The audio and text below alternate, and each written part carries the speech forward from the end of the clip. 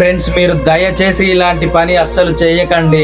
ఎందుకంటే చూడండి, సికింద్రాబాద్ నుండి గుంటూరుకి వెళ్తున్న వీళ్ళకి ట్రైన్ లేట్ అవ్వడంతో ఆ ట్రైన్ కదులుతుంది.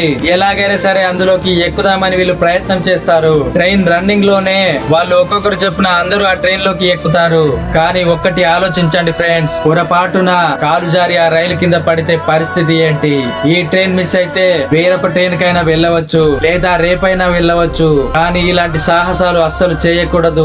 ఎందుకంటే మనల్ని నమ్ముకొని మన కుటుంబం ఆధారపడి ఉంది కాబట్టి ఎంత ముఖ్యమైన పని అయినా సరే దాన్ని నిలుపుకొని ట్రైన్ దొరికాకనే వెళ్ళాలి.